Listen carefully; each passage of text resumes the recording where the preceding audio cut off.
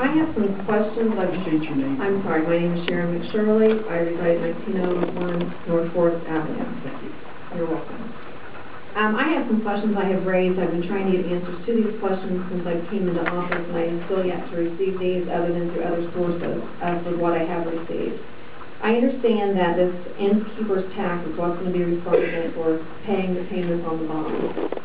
However, I have concerns that we are wanting to tie up for an additional 20 years these dollars on an existing economic development endeavor, that we can eventually use those dollars to invest into another economic development endeavor for our community. I have asked for proof of what the cost of the addition to this facility will be and have yet to receive that.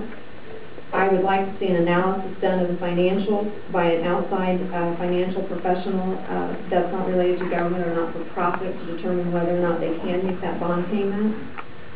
I have also asked for bylaws from the Sports and Hobby Club complex. Have not received those to date.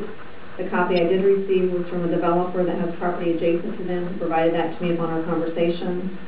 And I also understand that any decision has been put on hold, and so that decision will not now be made until next year. So I understand we have low interest rates, and it's a really good time to maybe make this decision, but I think that there are lots of questions that need to be answered prior to the elected officials on City Council and myself as an elected official to commit these kind of dollars for the next 20 years. So I would ask that those questions be answered before either it be introduced as an ordinance or voted on in the end.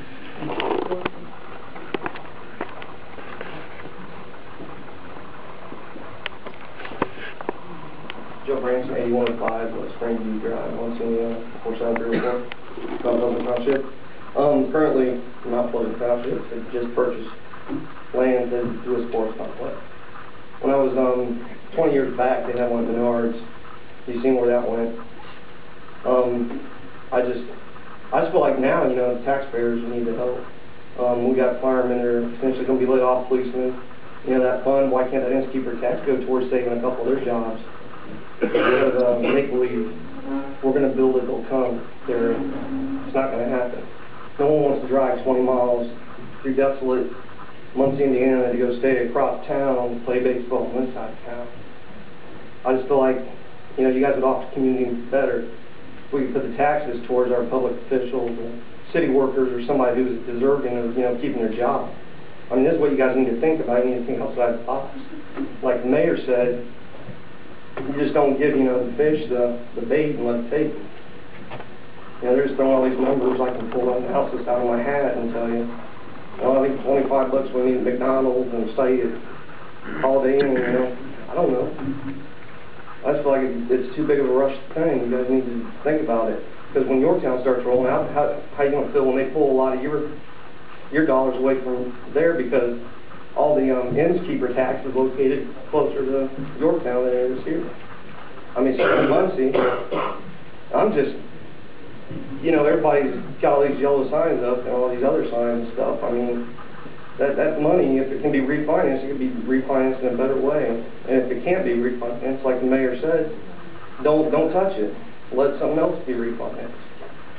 Maybe you can buy some new fire equipment or something instead of all this, you know, these little football field drains and stuff. So I mean, it's only seasonal. People got to work year round to survive. Thank you. Mr. Branson, I appreciate you making that suggestion that this goes towards the public safety. I think that money can be only used for certain things. I understand. I mean, but also, like she said, if it ties up that fund, it's tying up something else for development. What if you have to build a new fire station across town?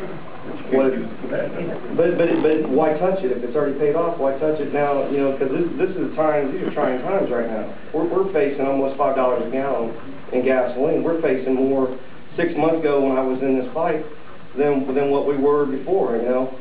I feel for all these people, you know. I was tunnel vision. Now I see where people are hurting. I don't want to see someone lose their job. And I don't want to see someone have to raise tax money or innkeeper tax. Let that innkeeper tax pass another ordinance. Let part of it go towards the... Stay in the same.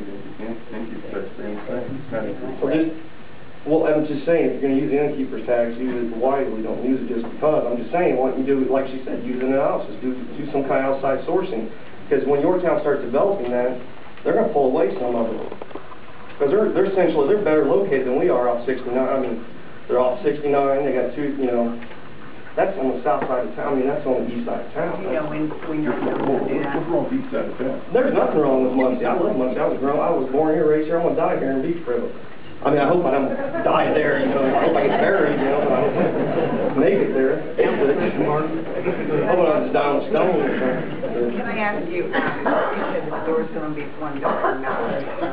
Yeah, they've already purchased land and everything. This is an ongoing thing. They've already made a purchase. They were waiting on a homeowner to leave, and they're going to develop that property. Why would they do that and not Well, what I don't understand is why didn't they convey with them? I mean, why don't we unify governments? I mean, why don't we start opening doors with each other and start talking and stuff? They should have went to Mount Pleasant and said, hey, I heard you guys got a sports complex. Let's do a satellite thing.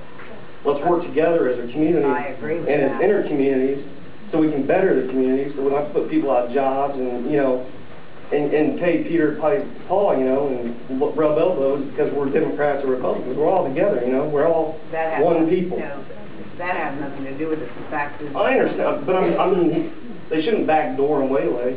They should just, you know... I don't understand what you're saying. Well, I think it's kind of like a backdoor trick again. We have these all the time. I mean, Mount Pleasant, it was in the paper, it was advertised well that they were going to do a sports complex.